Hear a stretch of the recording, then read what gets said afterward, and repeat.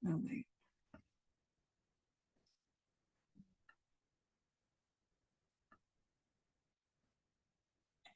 Baik, Bapak dan Ibu. Nah, ini adalah materi yang akan kita sama-sama bahas pada sesi pagi hari ini, Bapak dan Ibu ya. Tetapi sebelumnya, mungkin selama 2 menit, Bapak dan Ibu, saya ingin ice breaking sebentar ya. Kita punya 27 teman-teman di sini dari berbagai kota, dari berbagai kota Bapak dan Ibu ya, dan saya rasa teman-teman dari masing-masing kota itu punya sesuatu yang khas ya. Kayak misalnya ada tarian khas, ada makanan khas, atau ada rumah adat atau pakaian adat. Nah, ice breakingnya gampang Bapak dan Ibu. Bapak dan Ibu tinggal menyebutkan satu hal yang khas dari daerah Bapak dan Ibu. Kemudian Bapak dan Ibu sebutkan salah satu nama temannya untuk menebak dari daerah mana. Saya kasih contoh Bapak dan Ibu ya. Saya akan menyebutkan salah satu kekhasan dari Palembang. Karena kebetulan saya dari Palembang, maka saya akan bilang misalnya salah satu yang khas dari Palembang adalah makanan atau kulinernya, Pempek. yaitu pempek. Nah, seperti itu. Jadi saya sebutkan pempek, kemudian saya sebutkan nama Pak Alfianor. Pak Alfianor, silahkan sebutkan kira-kira daerah mana. Dan Pak Alfianor akan menjawab daerah Palembang. Begitu ya? Gampang Bapak dan Ibu ya? Nah, jadi seperti itu Bapak dan Ibu. Jadi sebutkan satu kekhasan dan sebutkan nama teman Bapak dan Ibu untuk menyebutkan asal daerah Bapak dan Ibu. Atau menebak ya, menebak. Siap Bapak dan Ibu ya? Oke, siap ya. Siap. Saya akan mulai dari Pak Alfianor dulu deh. Pak Alfianor ya. Di ini Bapak, di unmute Bapak.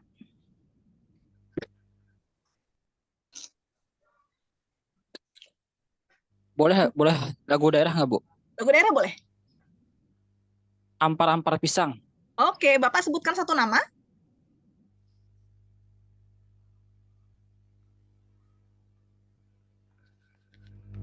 Ampar-ampar pisangnya dari mana?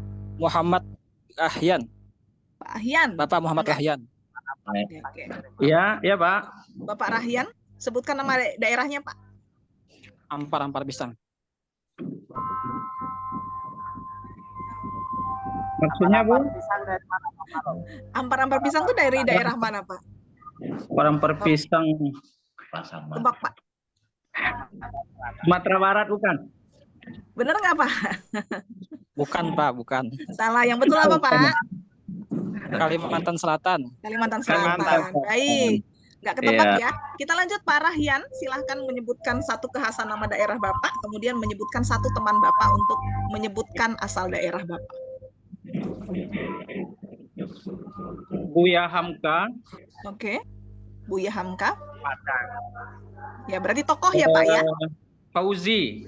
Pak Fauzi. Padang ya. Pak Fauzi yang mana Pak Fauzi?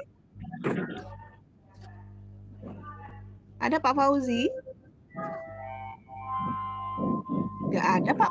Oh Pak Fauzi. Pak Fauzi cuman ininya aja Pak. Ganti Pak yang lain Pak. Oh gitu, oke. Bu Fitri, Fitri Lu. Bu Fitri. Tadi ke stop Pak ini yang Bapak bilang, boleh diulangi Pak? Buya Hamka. Daerahnya ya Pak ya? Iya. Betul. Jawa. Padang. Salah ya Pak. Yang betul apa Pak? Sumatera Barat ya Pak? Iya, Sumatera Barat. Betul. Tokoh dari Sumatera Barat ya. Ibu Iya. Fitri boleh lanjutkan? Horas. Horas. Ibu Fitri sebutkan siapa yang akan menebaknya? Ibu Siti Hajar. Ibu Siti Hajar. Sumatera Utara. Oke, Sumatera Utara ya. Ungkapan atau sapaan dari Sumatera Utara. Ibu Siti Hajar boleh lanjutkan? Tari Saman. Tari Saman. Siapa yang akan menebak Bu Siti? Ibu Ratih Puspa. Ibu Ratih. Dari Aceh ya Bu ya? Benar Bu. Baik, Ibu Ratih lanjut. Dari makanan khas seruit. Sambal Seruit. Wah. Boleh Bu, siapa yang akan menebak Bu? Ibu Sofia. Ibu Sofia. Ibu Sofia yang mana Ibu Sofia? Serwit dari Sulawesi ya, Bu. Mana Bu? Maaf nggak dengar. Dari Sulawesi ya, Bu. Bukan, dari Lampung. Lampung. Oh, Oke, nggak ketebak ya. Ibu Sofia, boleh lanjutkan Ibu Sofia.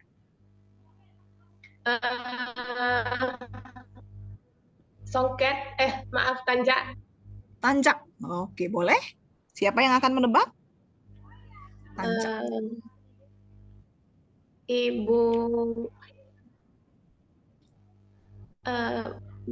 Ibu atau Bapak nih ya, Bina Ansori. Pak Bina kayaknya. Pak Bina, apakah ada di sana? Pak Bina Ansori. Tanjak dari mana, Pak?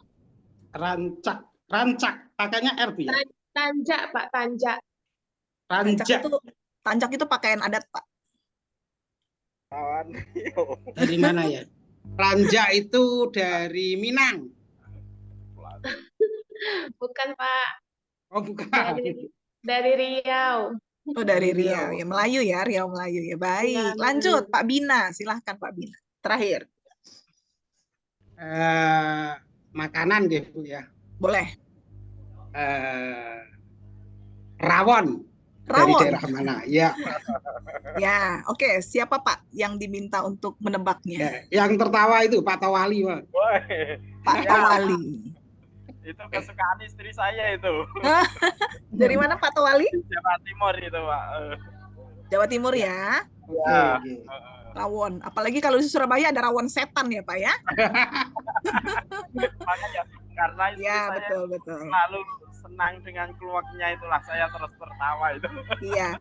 Oh iya, soalnya Pak Tawali dari ini ya. Dari mana, Pak? Natuna tuh di mana sih, Pak? Nah, Natuna itu di ujung utara Indonesia itu, Bu. Natuna itu di ujung utara, Pak. Ya, berarti masuk provinsi mana, Pak? Kepulauan Riau. Oh, Kepri ya, betul. Kepri ya. Yang banyak ini, Pak ya. Banyak pertambangan ya di situ ya.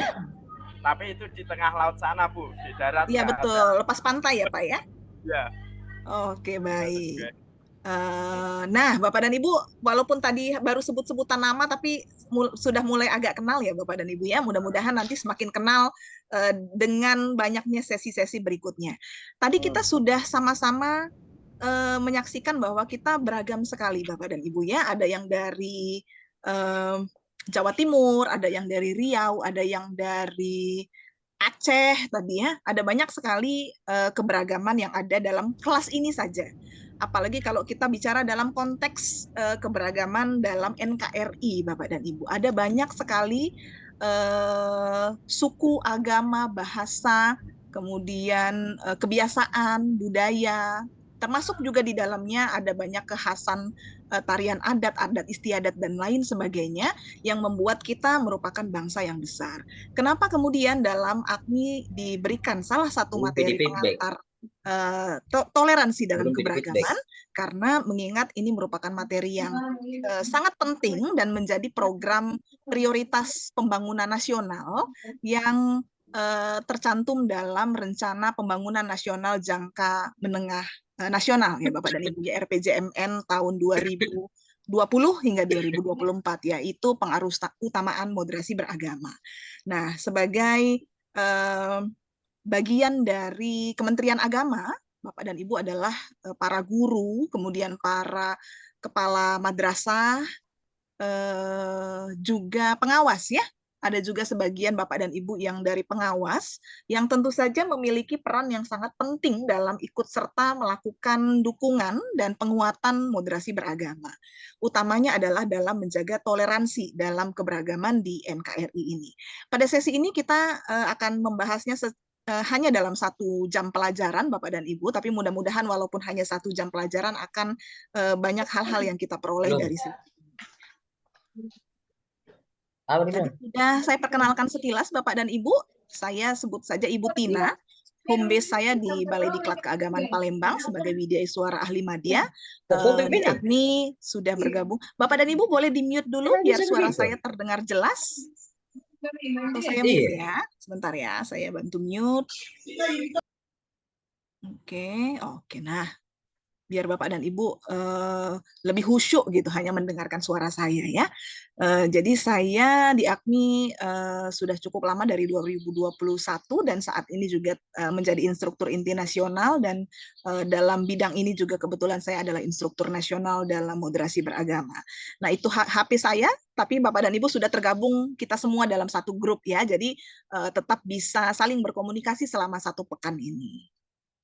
Bapak dan Ibu, dalam sesi ini yang paling penting adalah kita sebagai bagian dari Kementerian Agama harus memahami pijakan teologis dan konsep toleransi dalam keberagaman. Kemudian kita memahami apa saja yang menjadi indikator moderasi beragama, termasuk juga kata kunci dalam moderasi beragama. Dan tentu saja diharapkan kita dapat mengaktualisasikan nilai-nilai yang terdapat dalam moderasi beragama, dalam hal ini toleransinya ya, toleransi dalam keberagaman. Nah, jadi moderasi beragama ini merupakan suatu sistem yang sangat banyak dipengaruhi oleh berbagai faktor, Bapak dan Ibu ya. Dan faktor-faktor ini saling bertautan, makanya disebut sebagai ekosistem moderasi beragama. Setiap faktor ini berinteraksi dan saling mempengaruhi sehingga membentuk sebuah sistem yang kompleks. Ada saling mempengaruhi antar berbagai faktor ini terhadap kondisi moderasi beragama di kehidupan bermasyarakat kita. Makanya diperlukan kerjasama yang sangat baik dari semua faktor-faktor ini untuk bisa melakukan upaya yang kuat untuk mengarus utamakan moderasi beragama. Yang pertama tentu saja karena kita hidup di masyarakat, faktor yang penting adalah dalam masyarakat ya. Masyarakat merupakan faktor yang sangat penting dalam membentuk sebuah ekosistem moderasi beragama, termasuk juga mulai dari yang paling kecil yaitu keluarga ya. Kemudian sampai ke tokoh-tokohnya, juga anak mudanya, Gen Z-nya, anak kaum milenial dan seterusnya, itu merupakan bagian dari masyarakat yang diharapkan akan punya peran penting dalam mengarus utamakan moderasi beragama. Kemudian tentu saja tidak hanya dalam kehidupan bermasyarakat, kita selaku warga madrasah, walaupun rata-rata kita adalah warga madrasah, kita juga melihat bagian yang juga tidak kalah penting dalam ekosistem moderasi beragama adalah pendidikan. Ya, di dalam pendidikan ini tentu saja hal tersebut menjadi cukup penting. Kemudian dalam hal keagamaan, jadi unsur keagamaan di mana di dalamnya ada para pemuka agama dan lain-lain, itu juga merupakan salah satu faktor penting yang membentuk bagaimana wajah ekosistem moderasi beragama di negara kita. Termasuk juga media, karena kita hidup di era media, termasuk tidak hanya media massa seperti koran, tapi juga media sosial. Makanya media menjadi salah satu faktor yang sangat penting dalam membentuk ekosistem moderasi beragama. Termasuk juga politik karena di dalamnya sangat dipengaruhi oleh para pelaku politik dan iklim politik yang sedang berlangsung di negara tersebut. Dan yang terakhir tentu saja negara. Negara mempunyai peran yang sangat penting dan merupakan penentu yang cukup penting dalam menentukan ekosistem moderasi beragama. Karenanya dalam NKRI, moderasi beragama ini telah menjadi program prioritas pemerintah dan juga telah menjadi perhatian bersama untuk dilakukan secara masif dan intensif, Bapak dan Ibu ya. Jadi kalau kita lihat dari seluruh ekosistem moderasi beragama, apakah kita ada di situ, Bapak dan Ibu? Iya atau tidak? Iya, Bu. Iya, kita berada di situ Bapak dan Ibu ya. Kita adalah anggota masyarakat, kita juga adalah para pelaku pendidikan di madrasah kita. Mungkin kita juga bagian dari tokoh agama, juga bagian dari warga negara yang juga melakukan hak-hak politik kita, dan juga kita pelaku media sosial, di mana semua unsur-unsur itu akan sangat saling mempengaruhi dalam menguatkan moderasi beragama. Jadi intinya adalah kita berperan serta penuh karena merupakan bagian dari ekosistem moderasi beragama. Bapak dan Ibu, ada banyak sekali kasus-kasus intoleransi termasuk dalam lembaga pendidikan. Ada kasus-kasus, dan ini tidak terlepas dari hanya satu agama, tetapi banyak agama. Ada kasus intoleran di mana terjadi tindakan-tindakan diskriminatif terhadap para pelaku praktik keagamaan, termasuk juga pada lembaga-lembaga pendidikan. Ada banyak sekali kasus yang kita sering dengar juga, masih terjadi dalam lembaga pendidikan kita, baik sekolah maupun madrasah, di berbagai provinsi di Indonesia. Kenapa? Pertanyaannya adalah mengapa ya? Mengapa sih kok bisa terjadi hal-hal yang sifatnya intoleransi dalam lembaga pendidikan? Nah, salah satu penyebab adalah para guru dalam mengembangkan proses pembelajaran itu kurang menarik minat dan antusiasme peserta untuk mereka bisa terlibat aktif selama pembelajaran yang harus utamakan karakteristik peserta didik. Karena tidak bisa dipungkiri bahwa karakter itu akan sangat berpengaruh terhadap sikap dan perilaku toleran atau intoleran pada peserta didik. Jadi salah satu sebab adalah kurangnya kita mengutamakan atau melakukan pola-pola pembelajaran yang mengarus utamakan karakteristik peserta didik. Ini merupakan PR kita bersama, Bapak dan Ibu ya. Kemudian arah perkembangan iklim pembelajaran juga semakin kompetitif, semakin impersonal, dan kurang membuka kesadaran peserta didik. Bapak dan Ibu tahu bahwa kesadaran itu merupakan titik yang lebih dalam ketimbang pengetahuan ya. Jadi kalau kita sadar itu kan lebih dari sekedar tahu, sadar bahwa oh kita harus hidup rukun. Berarti kita tidak cuma tahu bahwa harus hidup rukun, tetapi harus benar-benar menginternalisasikan perilaku rukun dalam keseharian kita. Kemudian peserta didik juga cenderung memiliki kepribadian impulsif dan seringkali kesulitan mengendalikan emosi. Bapak dan Ibu, faktor-faktor ini sangat menentukan munculnya perilaku-perilaku intoleran pada peserta didik. Dan ini tidak bisa tidak menjadi PR bersama kita sebagai warga madrasah yang tentu saja peduli pada iklim pendidikan yang lebih positif ya.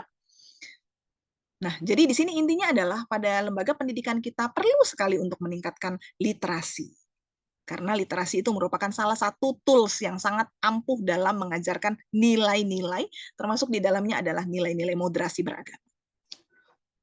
Bapak dan Ibu, kita akan melakukan brainstorming selama 5 menit. Jadi saya punya 2 pertanyaan yang sekarang giliran Bapak dan Ibu untuk merefleksikan pertanyaan ini dalam pengalaman Bapak dan Ibu ya. Mungkin ada sebagian Bapak dan Ibu yang sudah pernah mengikuti pelatihan atau sosialisasi moderasi beragama, atau sudah pernah membaca buku moderasi beragama, atau sudah pernah mendengar konsep moderasi beragama ya.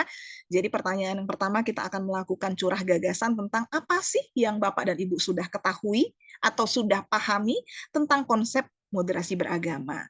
Boleh silahkan menggunakan fitur raise hand di bagian bawah itu, Bapak dan Ibu, ada yang namanya fitur reaction. Nah, silahkan diklik, itu ada fitur reaction, ada opsi raise hand seperti ini, nah seperti saya.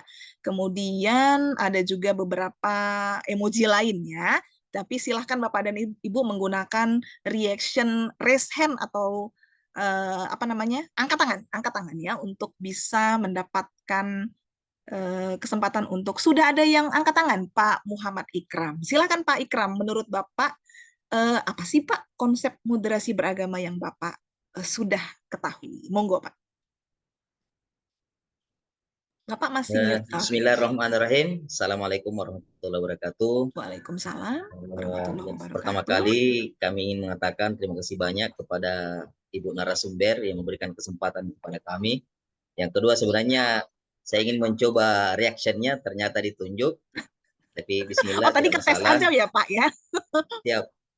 Yang ketiga, saya ingin mengucapkan terima kasih kembali waktu visitasi kami 2022 tahun lalu, beberapa 2 tahun yang lalu kami sempat istirahat di Balai Diklat Palembang. Terima kasih banyak. Oh, iya, Pak. Siap. Waktu mau Bapak visitasi dari Makassar Selatan, ya? Bahkan teman kami Ibu Isti yang BDK Makassar itu teman saya Pak. Ya, kayaknya ibu yang menjemput kami di bandara ya. Oh iya betul Pak ya. Ya saya jemput Bu Isti. Iya saya Bu, ternyata, saya ya bersama beliau. Oh Pak Ikram ya. Oh kita ketemu lagi berarti Pak ya. Alhamdulillah, terima kasih banyak. Tuhan masih mempercayakan. Sama-sama Bapak. Ya Bu Isti itu teman baik saya. Siap. Bismillah. Izinkan kami sedikit untuk mengulas tentang moderasi beragama dalam perspektif agama, terutama dalam konsep Al-Quran ataupun hadis, bahwa moderasi agama itu adalah boleh dikata suatu kewajiban, adalah suatu kewajiban bagi penganut, terutama penganut agama Islam. Kenapa? Karena banyak istilah-istilah dalam Al-Quran yang mengindikasikan tentang pentingnya sebuah keadilan, apakah itu tawazun bahasa agama, ataupun misalnya tasamu, toleransi, dan lain sebagainya, yang sebenarnya sangat menjadi, bahkan menjadi sebuah kekuatan buat kita ketika kita mengimplementasikan konsep moderasi beragama ini, dan sudah bahkan dijadikan sebuah peraturan untuk bahkan ASN untuk melakukan hal demikian, untuk mengikuti apakah itu TOT, Trainer of Trainer, ataupun diklat moderasi beragama, sehingga insya Allah akan berimbas dari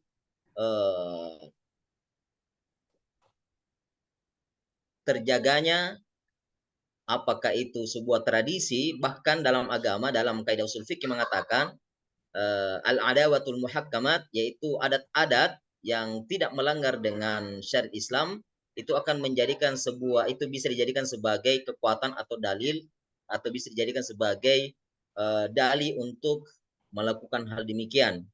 Jadi pentingnya toleransi ini, banyak ayat-ayat yang menyinggung tentang itu. Dan bahkan bukan hanya masyarakat modern sekarang, tetapi jauh-jauh sebelumnya para nabi ataupun para sahabat nabi pun mengimplementasikan moderasi beragama ini. Mungkin secara umum saja saya jelaskan dulu. Ya. Terima kasih banyak. Baik, terima kasih Pak Ikram ya. Ya, rupanya sudah tahu sama Pak Ikram ini pas visitasi 2022 ya Pak ya. Baik, kembali bergabung di AKMI. Selamat datang Pak. Baik Bapak dan Ibu, ada yang mau menambahkan tadi yang sudah diungkapkan oleh Pak Ikram? Pak Ikram boleh lower hand lagi. Nah, silahkan. Mungkin satu orang lagi Bapak dan Ibu. Untuk pertanyaan yang pertama, apa yang Bapak dan Ibu ketahui tentang konsep moderasi beragama? Bapak dan Ibu, kalau dalam sesi daring ini walaupun tidak terlihat, jangan malu-malu ya. Jadi setiap Bapak dan Ibu itu silahkan untuk raise hand, malah itu hal yang positif ya, karena bagian dari penilaian Bapak dan Ibu sebagai peserta pelatihan adalah keaktifan selama sesi Zoom ya, selain faktor dan komponen yang lain-lain. Selanjutnya ada Ibu Nusrotul Bariyah. Nah, Ibu silahkan untuk mengungkapkan pendapatnya untuk pertanyaan pertama, Bu. Iya, cek apakah suara saya terdengar, Ibu? Terdengar, sudah merdu, Bun. Baik, terima kasih. Saya akan mencoba untuk menjawab mengenai bagaimana konsep moderasi beragama. Menurut saya, moderasi beragama itu adalah bagaimana kita memiliki sikap pertengahan di tengah masyarakat. Tidak condong ke kiri, tidak condong ke kanan, tidak ekstrem kiri, tidak ekstrem kanan. Melainkan bagaimana kita berada di tengah-tengah, karena memang segala sesuatu ketika dia ekstrem kiri ataupun ekstrem kanan itu tergantung pada penafsiran yang mereka miliki. Jadi bukan berada pada hakikatnya, tetapi pada penafsiran. Yang penafsiran itu sangat bersifat subjektif begitu. Artinya bisa jadi tidak ada yang salah dan tidak ada yang benar, karena itu adalah penafsiran masing-masing. Dan kita sebagai orang yang beragama mestinya memiliki sikap yang moderat, berada di pertengahan. Itu Ibu mungkin dari saya, terima kasih. Baik, terima kasih Ibu Nusrotul. Nah, kita sudah punya dua orang yang sudah melakukan curah gagasan ya, Bapak dan Ibu, Pak Ikram dan Ibu Nusrotul. Nah, cukup representatif Bapak dan Ibu ya dari kedua teman kita tadi yang menjelaskan tentang konsep moderasi beragama, sudah cukup representatif. Kita masuk, nanti kita akan kuatkan kembali dalam slide berikutnya ya, tetapi kita masuk lagi ke pertanyaan kedua. Menurut Bapak dan Ibu, pentingkah moderasi beragama itu diaktualisasikan dalam kegiatan pembelajaran di madrasah? Kalau memang penting menurut Bapak dan Ibu, alasannya apa? Nah, silahkan untuk kembali raise hand Bapak dan Ibu untuk menjawab pertanyaan kedua ini. Pak Bina, sepertinya Pak Bina sudah raise hand ya. Monggo Pak Bina. Terima kasih Ibu atas waktunya. Saya mencoba ikut berkomentar terkait pertanyaan kedua, pentingkah moderasi beragama diaktualisasikan dalam kegiatan pembelajaran di madrasah. Kalau saya menganggapnya sangat penting karena pembelajaran di madrasah itu melibatkan peserta didik, sehingga ketika diajarkan moderasi, peserta didik itu terbiasa, alasannya ini terbiasa untuk melaksanakan atau bersikap moderat. Sehingga nanti dalam kehidupan di masyarakat, dalam pengamalan agama, anak didik itu sudah terinternalisasi memiliki sikap yang moderat, atau yang disampaikan oleh Ibu pertama tadi, yaitu tidak condong kanan, tidak condong kiri, punya toleransi dan sebagainya. Itu Bu, terima kasih. Baik, terima kasih Pak Bina. Kita minta satu lagi ya, Ibu Fitri. Nah, Ibu Fitri ini sudah angkat tangan juga. Silahkan menurut Ibu Fitri bagaimana, penting nggak sih Bu Fit?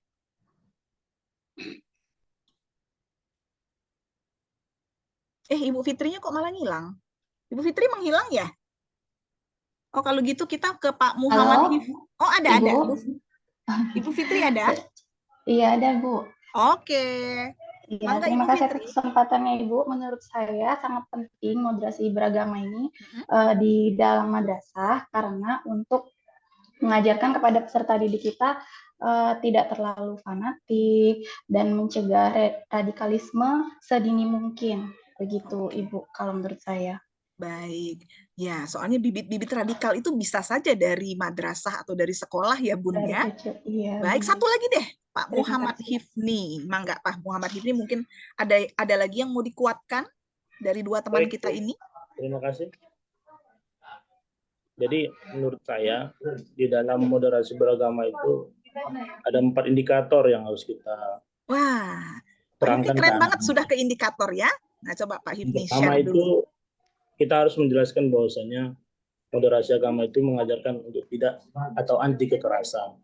Baik. Yang kedua itu toleransi. Yang ketiga itu komitmen kebangsaan, dan yang keempat itu ramah terhadap budaya lokal. Jadi jika kita mengintegrasikan keempat indikator itu dalam pendidikan terhadap anak-anak, saya yakin tidak akan ada lagi anak-anak yang berpikiran bahwasanya agamanya lah yang paling benar, lalu menyalahkan agama lain, atau budayanya lah yang paling benar, lalu menyalahkan budaya yang lain. Saya pikir itu saja. Baik, terima kasih Pak Hifni. Nah, Bapak dan Ibu, Pak Hifni tadi sudah menyebutkan ada 4 indikator moderasi beragama ya. Berarti Pak Hifni ini sebelumnya udah pernah ikut pelatihan ya Pak Hifni ya? Sering ikut di Pintar, Bu. Oh iya betul, di Pintar ya. Baik. Nah, Bapak dan Ibu cukup representatif jawaban ketiga teman-teman kita tadi ya. Ada Pak Hifni, Ibu Fitri, dan satu lagi Pak apa tadi ya?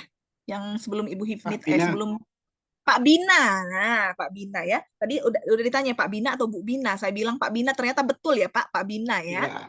Iya, tebakan saya betul. Nah, Bapak dan Ibu, jawaban dari teman-teman tadi walaupun mungkin Bapak dan Ibu punya jawaban sendiri juga, tapi sudah cukup representatif ya. Kita akan sama-sama kuatkan Bapak dan Ibu dan kerucutkan kembali ya tentang konsep moderasi beragama dan bagaimana diimplementasikan dalam pembelajaran di madrasah.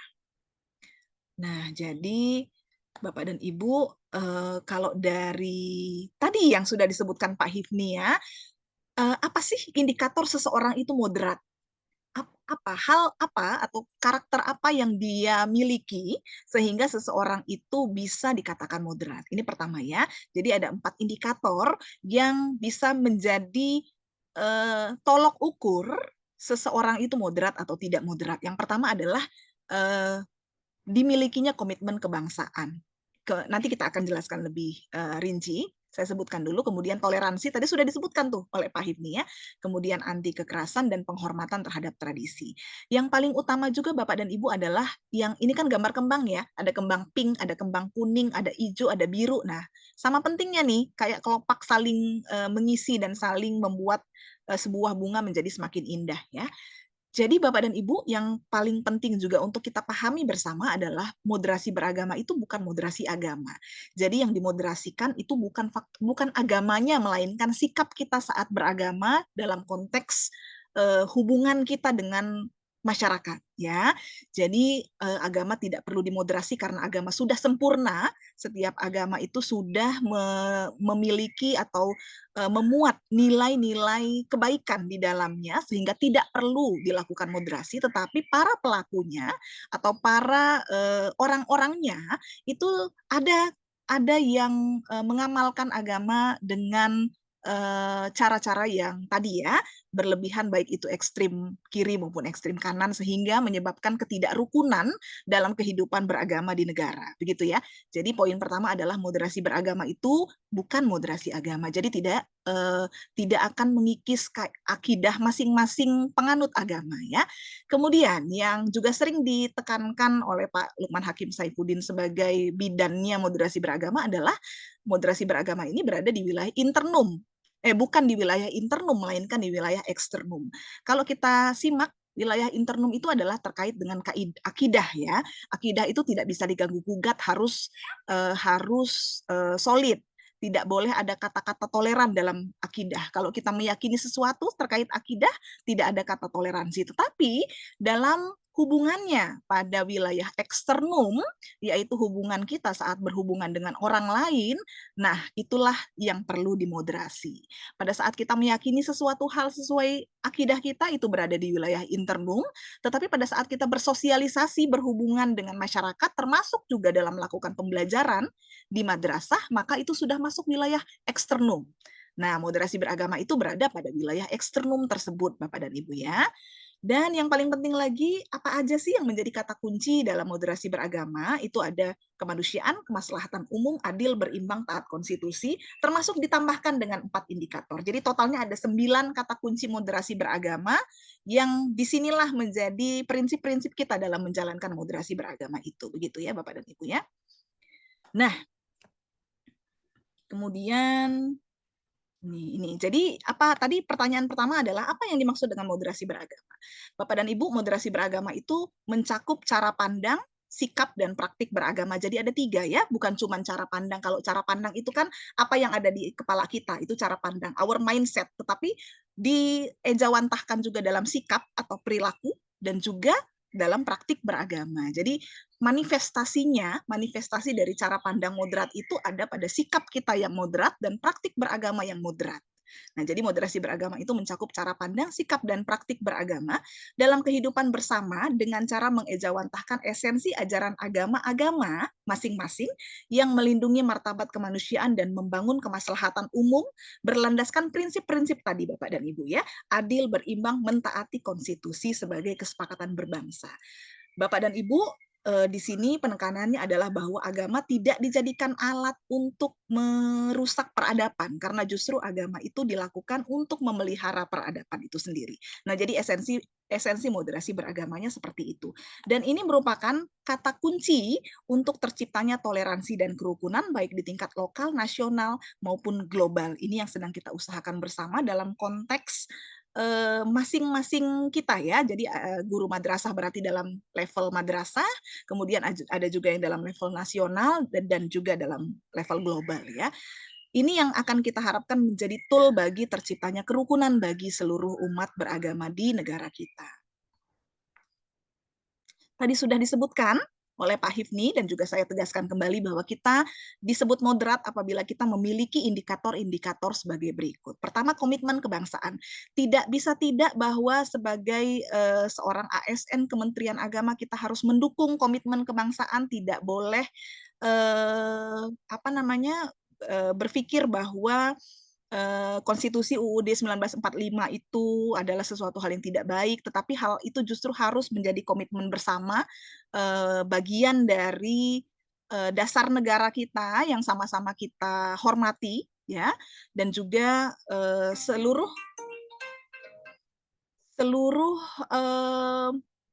alat-alat atau seluruh rumusan yang telah dilakukan oleh founding father kita, Bapak dan Ibu, itu juga merupakan bagian dari hal yang harus kita hormati sebagai komitmen kita kepada kebangsaan kita.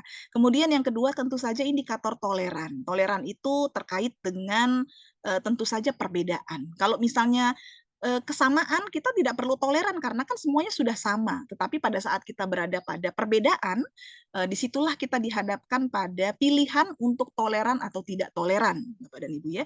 Jadi di sini sikap-sikap ini membebaskan atau memberi ruang orang lain untuk bisa mengekspresikan keyakinannya, menyampaikan pendapatnya meskipun itu berbeda.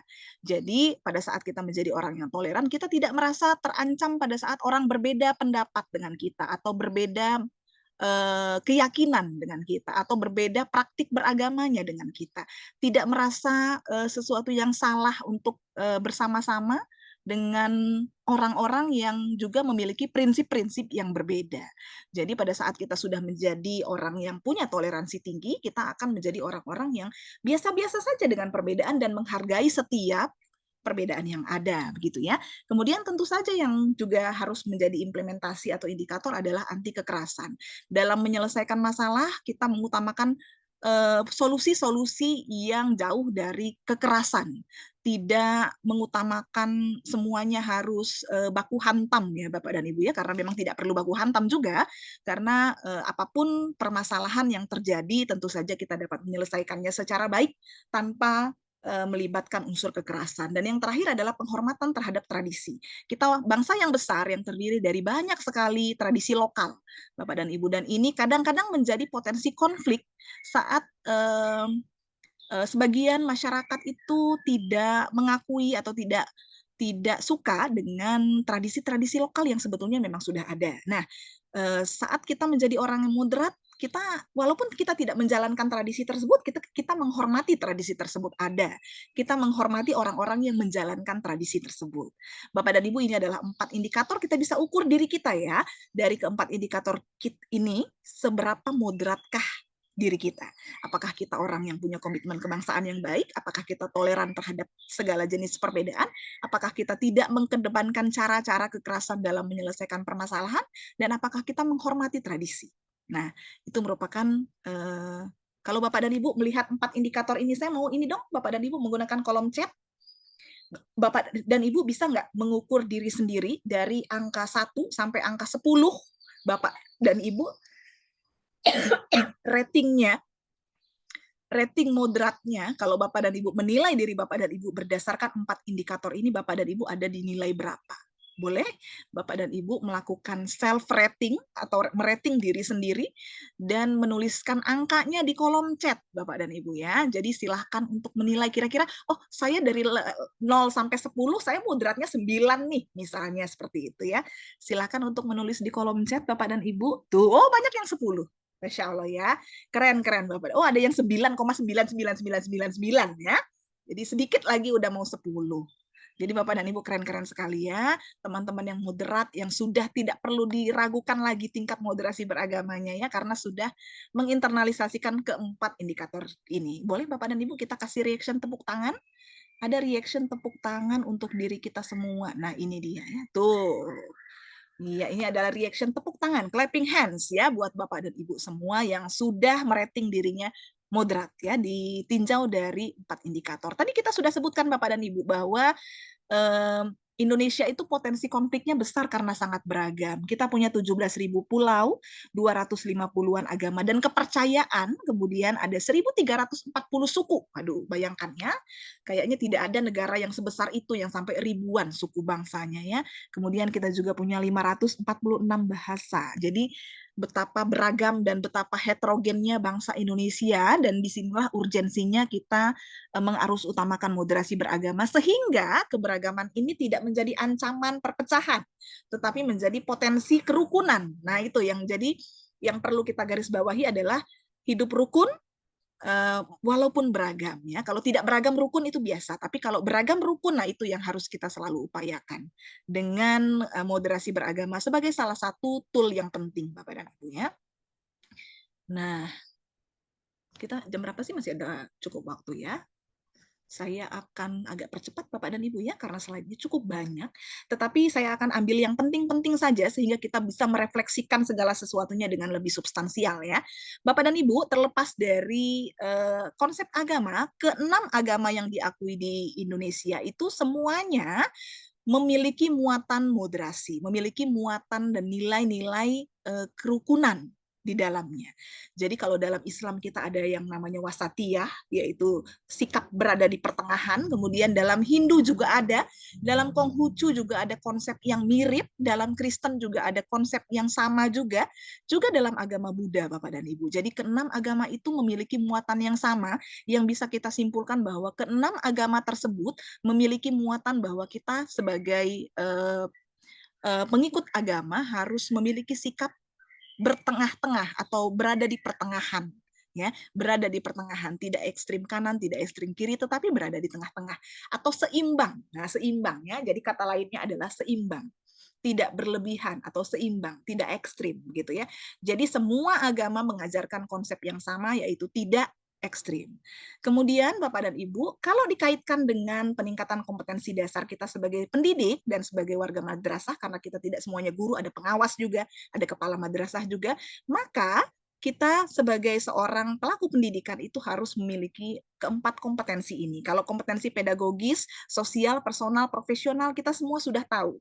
Tetapi yang perlu ditambahkan adalah bonus religiusnya. Jadi pedagogis religius, sosial religius, personal religius, profesional religius. Dan ini harus semuanya diinternalisasikan oleh setiap pendidik di madrasah.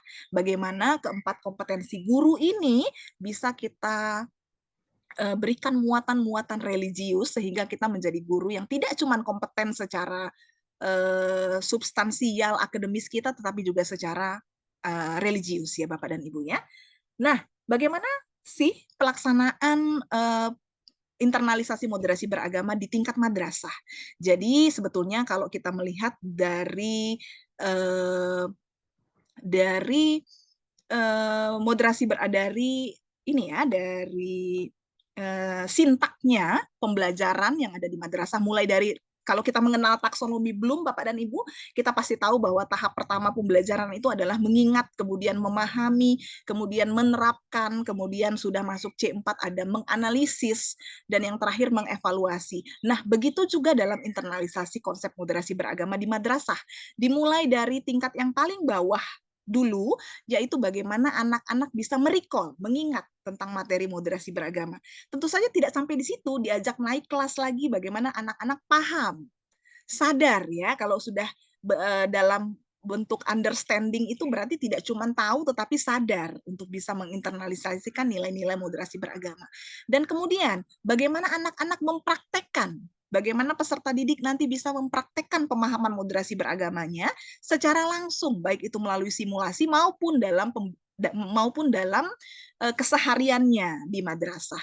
Kemudian anak-anak juga diharapkan bisa menganalisis, Bapak dan Ibu, ya. Ada banyak sekali peristiwa-peristiwa yang akan anak-anak temui di sekelilingnya, termasuk dalam konteks madrasah, lingkungan sekitar rumah maupun konteks negara yang akan menjadi stimulasi buat anak untuk bisa menganalisis. Kira-kira peristiwa ini bagaimana ya, kemudian bagaimana cara menyelesaikan permasalahannya sehingga bisa rukun kembali, dan lain-lain. Itu tahap yang keempat, yaitu menganalisis. Kemudian Bapak dan Ibu, tahap yang paling tinggi adalah tahap mengevaluasi. Bagaimana anak bisa melakukan penilaian terhadap suatu peristiwa yang tujuannya adalah untuk mengembangkan sikap dan tindakan yang relevan dengan pesan-pesan moderasi beragama. Diharapkan Bapak dan Ibu akan melakukan kelima tingkatan ini ya dalam mengajarkan nilai-nilai moderasi beragama di madrasah kita masing-masing.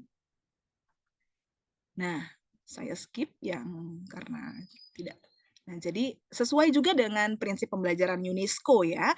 Jadi kalau dalam UNESCO ini kan mulai dari learning to know dulu ya, kemudian ke learning to do, learning to be, dan yang terakhir adalah learning to live together. Jadi kita tahu ada 4 pilar pembelajaran yang sudah dirumuskan oleh UNESCO, dan 4 pembelajaran ini adalah menjadi dasar terciptanya manusia yang paripurna. Jadi mulai dari dia belajar untuk tahu dulu, jadi tahu, oh konsep beragama jangan nggak tahu ya, karena harus tahu dulu, baru kemudian bisa melakukan atau learning to do, kemudian learning to be untuk mengembangkan diri, dan yang terakhir adalah learning to live together, bagaimana anak bisa mengembangkan keterampilan yang sudah dimilikinya untuk bisa menjalani hidup bersama yang rukun, toleran, damai, dan inklusif, sebagaimana yang menjadi cita-cita dari moderasi beragama ya.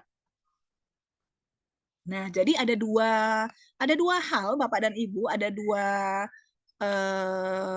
area yang akan menjadi tempat di mana Bapak dan Ibu memasukkan toleransi dalam keberagaman ya. Ini akan berdampak pertama dalam budaya madrasah. Diharapkan madrasah Bapak dan Ibu akan memiliki budaya yang moderat. Jadi ini terkait dengan bagaimana moderasi dan toleransi itu sudah menjadi budaya dalam madrasah Bapak dan Ibu, dan tentu saja tidak cuma dalam lingkup madrasah, ini juga akan berdampak pada kehidupan bermasyarakat karena kita merupakan bagian dari masyarakat. Jadi dari terciptanya budaya madrasah yang toleran, damai, rukun dan inklusif, maka itu akan diperluas, akan otomatis ditularkan dalam kehidupan bermasyarakat pada saat anak-anak dan juga gurunya itu melakukan interaksi-interaksi bersama masyarakat ya. Jadi akan besar sekali dampak toleransi dalam keberagaman yang kita lakukan, termasuk dalam menciptakan budaya madrasah dan dalam kehidupan bermasyarakat. Tentu saja ini tidak lepas dari kita punya konsep, kalau dalam kurikulum Merdeka itu ada konsep P5RA, di mana ada nilai-nilai yang kita promosikan ya, kita muat dalam melakukan proyek P5RA itu sendiri. Kalau Kemdikbud punya P5, kita punya P2RA, di mana kita punya nilai-nilai ini yang kesemuanya itu akan menjadi bekal bagi anak-anak kita terwujudnya madrasah yang salah satunya adalah madrasah yang punya budaya yang moderat ya Bapak dan Ibu, yang moderat, toleran, rukun dan inklusif itu. Jadi kita punya nilai-nilai ini mulai dari berkeadapan hingga dinamis dan inovatif, dan semuanya itu merupakan bagian dari nilai-nilai moderasi beragama yang sudah diintegrasikan dalam P5RA. Bapak dan Ibu, diharapkan final destination-nya itu adalah ini, akan terwujudnya religiusitas sosial di mana semua warga madrasah itu akan memiliki pemahaman ajaran-ajaran agama yang baik, juga mengaktualisasikan ajaran agamanya dalam kehidupan sosial yang baik. Kita akan punya kesadaran bahwa perbedaan itu sunatullah, tidak merasa terancam oleh perbedaan, keanekaragaman adalah fitrah bangsa, apalagi kita merupakan bangsa yang besar yang tentu saja sangat beraneka ragam, dan tentu saja bangsa Indonesia adalah bangsa yang beragama dan harus mengedepankan nilai-nilai kebaikan yang ada dalam masing-masing agama. Bapak dan Ibu, silahkan untuk membuka menti.com. Ini adalah refleksi kita pada saat Bapak dan Ibu sudah selesai mengikuti paparan dari saya. Tentu saja Bapak dan Ibu ada banyak sekali yang ada di dalam kepalanya ya untuk dicurhatkan.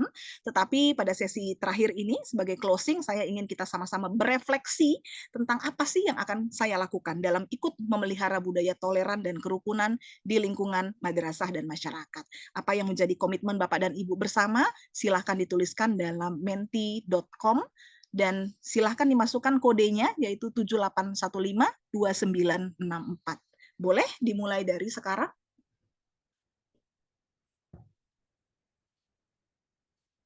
Ada yang sudah masuk ke menti.com? 78152964 ya. Oke. Gimana Bapak dan Ibu?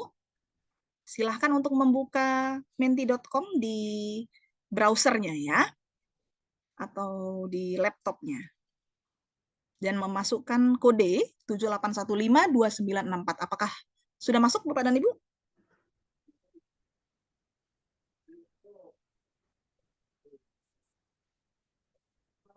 Kita lihat ya.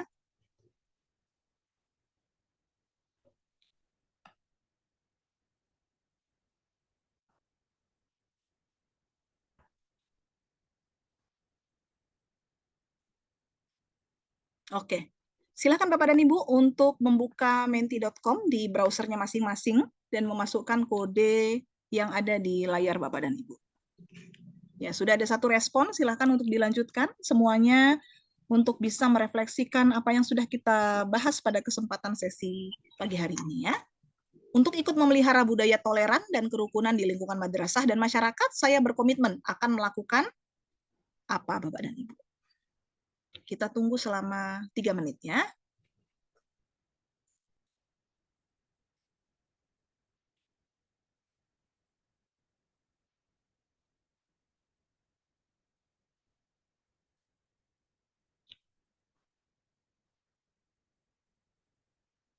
Apakah sudah masuk ke menti.com, Bapak dan Ibu? Halo, Assalamualaikum. Sudah masuk, Ibu. Oke. Sudah berhasil untuk masuk sesuai kodenya? Semuanya? Sudah, Bu. Tapi ini sedang menulis. Kenapa, Bun? Sudah, Bu. Sudah masuk. Apakah sudah disubmit jawabannya?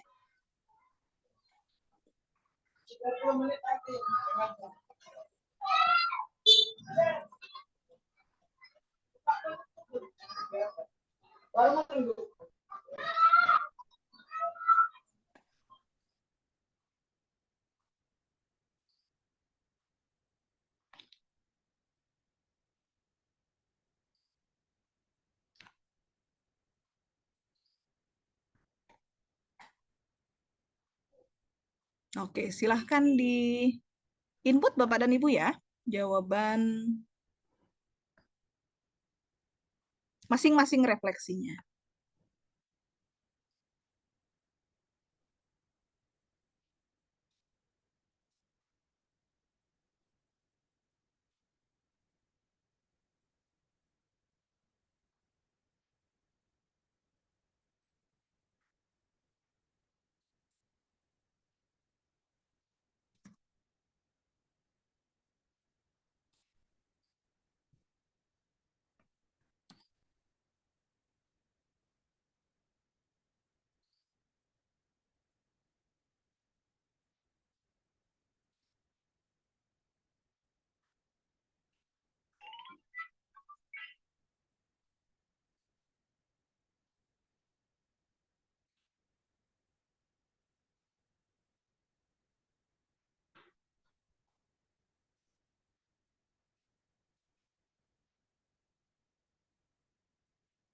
Masuknya tadi kemana ya? Masuknya itu ke menti.com, menti.com.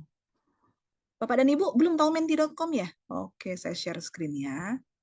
Bapak dan Ibu, menti.com itu merupakan salah satu aplikasi, kalau Bapak dan Ibu buka Google, itu ada menti.com ya. Nah, menti.com itu adalah salah satu tools untuk melakukan brainstorming, Bapak dan Ibu ya, termasuk kuis juga bisa di situ. Jadi kita bisa mengajukan pertanyaan dan Bapak dan Ibu bisa menjawab di situ. Bapak dan Ibu tinggal memasukkan kode untuk join tadi sudah saya berikan, tinggal masukkan ke sini dan Bapak dan Ibu akan mendapatkan pertanyaan dari situ. Gitu ya, dan tinggal dijawab, tinggal diklik kirim. Nah, seperti itu ya.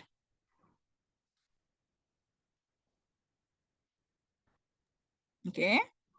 Sudah ada 16 respon, Bapak dan Ibu. Silahkan yang belum, karena kita ada 20-an ya yang hadir pada pagi hari ini. Saya akan membacakan, Bapak. Ya? Bisa saya bertanya, Ibu Dokter? Boleh. Ini kan terus terang saya belum menjadi member dari Menti ini. Tapi saya sudah mengirim. Saya sudah merespon, tapi tidak terlihat. Oh, ada mungkin, Pak. Sebentar, saya buka. Bapak dan Ibu tidak perlu menjadi member ya. Jadi Bapak dan Ibu pasti jawabannya akan tampak di sini. Coba kita lihat. Nah, di sini ya. Saya akan melakukan mengembangkan sikap toleransi dan saling menghargai satu sama lain, pembinaan dan menerapkan sikap saling menghormati. Nah, ini Bapak dan Ibu ya. Ini jawaban Bapak dan Ibu semua. Jadi kita lihat ya. Saya berkomitmen akan melakukan menjalankan tugas dan kewajiban sebagai warga negara yang baik. Misal upacara bendera, tidak membedakan siswa berdasarkan sukunya, menghargai perbedaan, menjadi teladan dalam menerapkan toleransi. Saya akan terus melakukan kebaikan tanpa memandang perbedaan untuk merepresentasikan sikap toleran yang bisa dicontoh. Baik, saya akan mengembangkan budaya dan sikap toleransi dan kerukunan di lingkungan madrasah. Kemudian mengamalkan 4 indikator, saya akan mengajarkan siswa untuk saling menghargai perbedaan. Baik, saya akan melakukan toleransi. Saya berkomitmen untuk terus menjunjung tinggi toleransi dari kemajemukan bangsa. Saya akan mengembangkan nilai-nilai beragama dalam diri saya sendiri dan pada anak saya, anak didik saya ya. Mengadakan acara atau kegiatan yang melibatkan seluruh anggota komunitas. Oh, ini bagus banget Bapak dan Ibu ya. Mengadakan acara atau kegiatan yang melibatkan seluruh anggota komunitas seperti festival budaya, olahraga bersama, atau kerja bakti untuk mempererat hubungan dan saling memahami. Nah, itu adalah salah satu contoh real bagaimana menginternalisasikan nilai-nilai moderasi beragama dalam kehidupan berbangsa yang majemuk ya. Jadi bisa meningkatkan kerukunan. Kemudian sebagai guru saya berkomitmen untuk melaksanakan kegiatan-kegiatan pembelajaran yang menjunjung tinggi nilai moderasi ya Bapak dan Ibu. Itu mudah-mudahan jadi komitmen kita bersama pada saat kita mengajar di kelas, kita akan mengutamakan nilai-nilai moderasi, nilai toleransi, kerukunan, dan nilai inklusif Bapak dan Ibu ya. Kemudian saya akan menjalankan tugas dan kewajiban sebagai warga negara. Oke. Saya akan menghargai dan menghormati perbedaan yang ada ya. Menjadi teladan dalam bersikap toleran, mendukung kegiatan keagamaan di madrasah, terus melakukan edukasi kepada seluruh sivitas madrasah untuk senantiasa menjunjung tinggi toleransi dan menjaga kerukunan dimanapun berada. Saya akan mengembangkan dan memelihara budaya toleran dan kerukunan di lingkungan madrasah dengan mengembangkan nilai-nilai toleransi dan kerukunan di madrasah. Nah, sudah ada 23 responsis Bapak dan Ibu untuk pertanyaan ini, dan ini adalah komitmen kita bersama. Bapak dan Ibu sudah menuliskan sebuah komitmen untuk bisa sama-sama memelihara budaya toleran dan kerukunan, baik itu dalam lingkungan madrasah maupun kehidupan bermasyarakat, maka ini akan menjadi komitmen kita bersama ya Bapak dan Ibu ya. Nah, saya akhiri dengan ucapan terima kasih karena sudah mendengarkan dengan baik, melewati brainstorming juga dengan aktif. Bapak dan Ibu teruskan aktifnya sampai 3 hari daring ini, dan kita akan lanjutkan luring karena Bapak dan Ibu merupakan calon-calon peserta pelatihan yang akan dipilih menjadi instruktur nasional dari visitasi ya, instruktur nasional visitasi, sehingga Bapak dan Ibu silahkan untuk melakukan yang terbaik, mempunyai komitmen untuk mengikuti keseluruhan pembelajaran kita dari awal sampai akhir ditutupnya ya.